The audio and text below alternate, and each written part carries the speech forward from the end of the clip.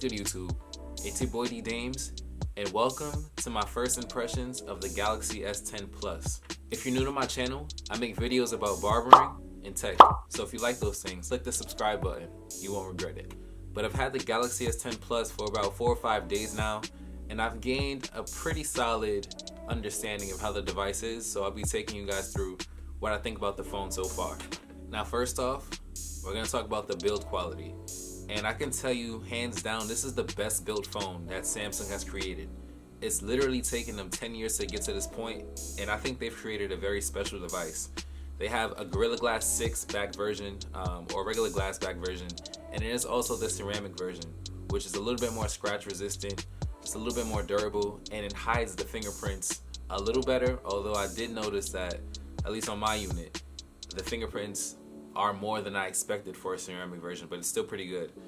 There's a nice amount of weight to it, but when I went to the AT&T and I played with the other S10s, I was surprised on how light the device felt for a pretty big phone. The devices come in a 5.8 inch, 6.1 inch, and 6.4 inch screen, and for a device that big, I was surprised on how light and how good in the hand the device really felt. I'm really impressed with the build quality early on. I think Samsung would have took the build quality to the next level by including a stainless steel side along with the ceramic version or the regular glass version, but this is not complaining at all. This is an excellent built phone, and you have to give kudos to Samsung. I remember when their earlier on phones came out, they were plastic, they were cheap, and it took them until I guess the Galaxy S7 to really create a premium phone. And they just kept iterating their devices and improving the build quality from the S7 to the S8 to the S9 to finally the S10. And I think they hit it out the park with this one. But what Samsung has done great in all their devices is their screen. The screen quality, first in class. Samsung has been doing this great for a number of years. And with this Galaxy S10 Plus, they've completely upped their game. This is a 3K display. They're calling it a dynamic OLED display. I don't know what exactly that means, but I can tell you that means that it's going to create really, really great pictures and videos. This also supports HDR10. Unfortunately, there isn't a lot of HDR10 content out there. I know there's some shows on Netflix or some videos on YouTube that have HDR10, but there's not a lot. But to have a phone that can take advantage of such technology is great, especially in your hand. I was watching a few movies on Netflix, looking at some YouTube videos on there, and I can tell you, the picture, the contrast, the colors, just everything that is produced on the screen of this phone looks amazing. Samsung has done a really good job on this phone in terms of the display. But I know some people have reservations about the dual punch hole display on the Galaxy S10, specifically on the S10 Plus, because obviously there's two. And I can tell you through my use, of course this is just my opinion, I don't really notice the punch hole display that much.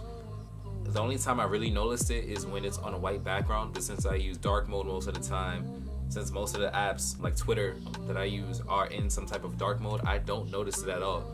And I think if you're coming from a notch display anyway, and if you convert and get a Galaxy S10, especially the S10 and S10e, you're not really gonna notice it.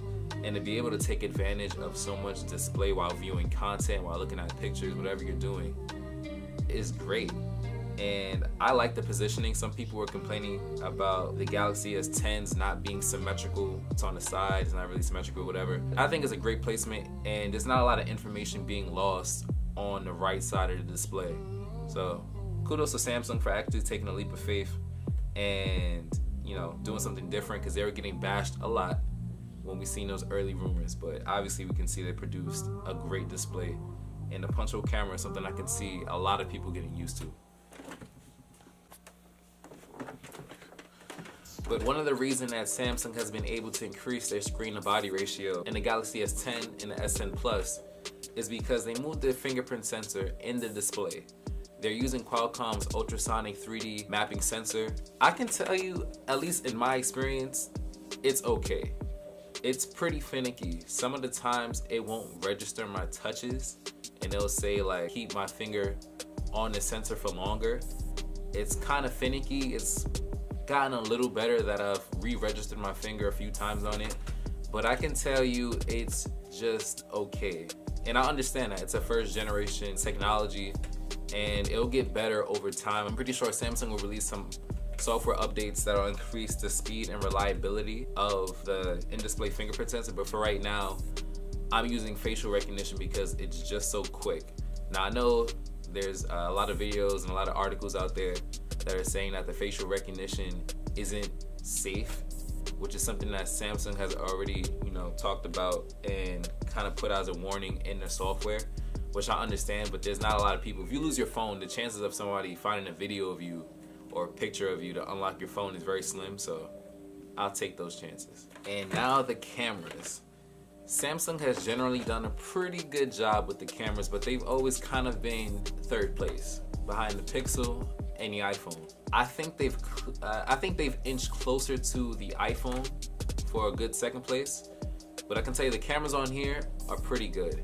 They've added the third camera, which is a wide angle lens. It has a 123-degree field of view, and it's pretty good. I think that it looks a little processed, but that dynamic range is great. The colors look pretty good. Sharpness, Samsung always over sharpens and kind of overexposes their photos. But I can tell you the cameras on here are really good. And what makes the experience better is the fact that they're versatile. If you're coming from the Galaxy Note 9, you're really not going to notice a big difference in image quality in terms of the rear cameras, but it's the versatility that they've added with their pro grade cameras. That's how they're marketing it. And oh my gosh, the wide angle, it's so fun to use, especially when you get pictures of landscapes. I would stay away from taking wide angle pictures of people close up if you're not like really into photography. That's just gonna make their face look distorted. So be aware of how you're using or taking advantage of that wide angle lens, but it's a pretty fun camera to use. But I think their biggest improvement for the cameras is actually in the front facing cameras. They've included a standard view 10 megapixel camera and an 8 megapixel depth sensing camera, which I think should have been a wide angle front facing camera. And the image processing looks a lot better. The skin tones look a lot better. It's better sharpness. There's still beauty mode there, typical Samsung, and a little bit of overexposure. But in general, they've increased the quality in their front-facing cameras a lot, both the hardware and the software, and I think it's created a better experience. And then of course, battery life. Now, I've only had the phone for less than a week, so I can't speak on the longevity of the battery life. But if the battery continues in this trend, this is gonna be a battery champ. On average, I've had about 6 hours and a half of screen on time with like 30 to 35% left, which is kind of insane. And I've been a Samsung user specifically for a long time, and I can tell you, especially coming from my Note 8, I've had a Note 7, I've had, oh my God, I can't even list the amount of Samsung phones that I've had before. Battery life on those have been pretty shot, pretty finicky. But on here, so far, it's been the best battery in the Samsung phone that I've used. Like in terms of consumption, standby time, battery management, it's been really, really good. And I hope that the trend continues, but only time will tell. But that's gonna wrap up my first impressions. And trust me, there's a lot more that I can talk about. The software, One UI, all of the little features, Dolby Atmos. There's just so much that this phone has, but this isn't my full review, and I want to focus more on the cameras. So definitely let me know, like the video, comment, let me know if you want me to do any kind of camera comparisons. But I know my next video definitely is going to be having a more in-depth look of these cameras and looking at some shots, because that's mostly what my channel is about. And this is a great phone, so if you're on the fence about picking one up, I would definitely recommend picking it up. Actually, I would even recommend the S10e, the smaller version. I think that's more value for your money. But if you want to have everything in one, definitely go for the Plus.